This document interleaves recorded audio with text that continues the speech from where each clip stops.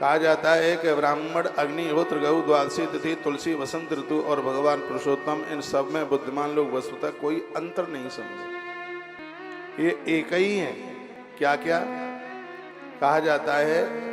ब्राह्मण, यज्ञ, गौ माता, एकादशी, तुलसी, वसंत ऋतु और भगवान नारायण, इनका एक ही स्वरूप है। आप प्रत्येक दिन यज्ञ करते हैं तो इसका मतलब है कि प्रत्येक दिन आप भगवान नारायण का दर्शन कर, आप ब्राह्मण का दर्शन कर रहे हैं, ये समझ लीजिए कि आप प्रत्येक दिन भगवान नारायण का ही दर्शन कर रहे हैं। कहा जाता है कि आप 11 का व्रत कर रहे हैं तो समझ लो कि आप प्रत्येक दिन भगवान नारायण का ही दर्शन कर रहे हैं। और आप भागवत का स्वाध्याय कर रहे हैं, भागवत के श्लोक हिंदी संस्कृत पढ़ रहे हैं तो समझ लो आप साक्षात भगवान नारायण देव के ही दर्शन कर रहे हैं, क्योंकि इनमें कोई अंतर नहीं है।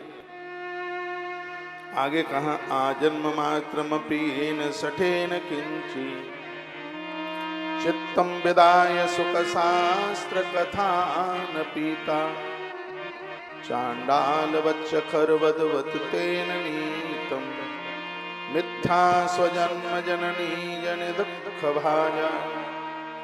जिन्होंने अपने जीवन में कभी भागवत जैसे पवित्र ग्रंथ की कथा नहीं सुनी, भागवताकार कहते हैं उनका जन्म लेना न लेना एक बराबर है, वो तो वजन ढोने वाले खर के तरह हैं। कल भी मैंने निवेदन किया, जो बच्चे अपने माता पिता पूर्वजों के लिए भागवत समर्पित करते हैं वह अपने पुरखों के संपूर्ण ऋण से मुक्त हो जाते हैं। इतनी बड़ी महिमा श्रीमद् भागवत जी। उसी के महात्म्य का वर्णन किया गया। सत्येन ब्रह्मचर्येण सर्वदा श्रवणं वतम आसक्यात् खलु बुद्धो विशेषेण सुखात् गया।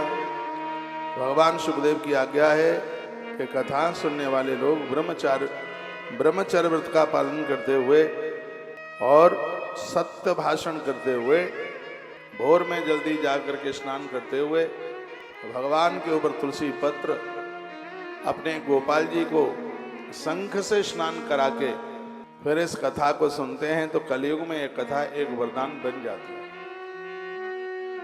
अब संपूर्ण नियम तो लोग पालन नहीं कर पाएंगे, नहीं तो इसमें लिखा है कि जमीन में सोएं, 3 से 4:30 के बीच में बिस्तरा छोड़े, 108 परिक्रमा तुलसी या श्रीमद् भागवत ग्रंथ की लगाएं, अपने एक बार का भाग है अन्न है गौ माता को दे दें। योग और तप करने पर भी उतना फल ना मिले, अचानक श्रीमद् भागवत जी की कथा सुनने को मौका मिल जाए और उससे जो सौभाग्य प्राप्त हो जाता है।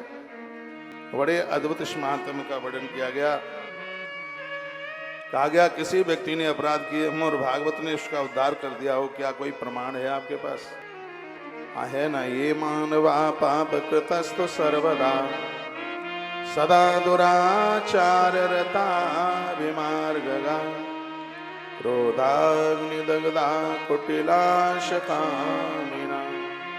सप्ताह यज्ञेन कलौ पुनन्ति ते। बहुत ध्यान से सुनिए।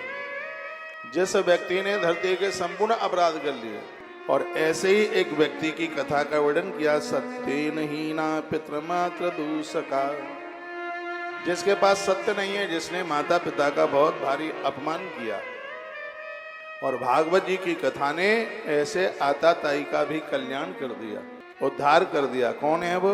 तुंगभद्रा तटे पूर्वम भूतपत्तनमुत्तमम यज्ञवर्णा स्वधर्मेण सत सत कर्म तत्परा। का तुंगभद्रा नदी के किनारे पर एक उत्तम नाम के नगर में एक ब्राह्मण रहता है। बहुत प्यारी कथा है। इसका नाम है आत्मदेव। आत्मदेव की पत्नी का नाम है धुंधली, जो घर में बहुत झगड़ा करती है, कलह करती है।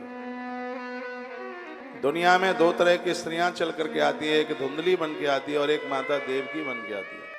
जिसने कभी परिवार में घर में लड़ाई झगड़ा नहीं किया है वो माता देवकी है, और जिसने परिवार को नरक बना रखा है उसका नाम धुंधली है। माताएं बहुत वंदनीय और बहुत पूज्य है। यहाँ तक लिखा है कि जिस घर में नारी का सम्मान है, रमनते तत्र देवता, वहाँ सभी देवता वास करते हैं।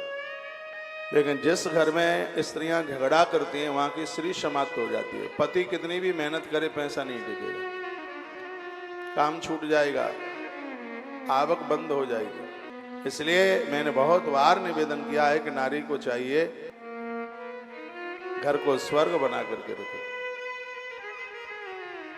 जो अपने पूर्वजों को स्वर्ग भेज देता है उसे पुत्र कहते हैं, जो स्वर्ग को धरती पर उतार दे उसे बेटी कहते हैं, और जो घर को ही स्वर्ग बना दे उसे पुत्र वधू कहते हैं। पुत्र वधू की बड़ी महिमा है भैया। तो हम बहुत आग्रह पूर्वक निवेदन करेंगे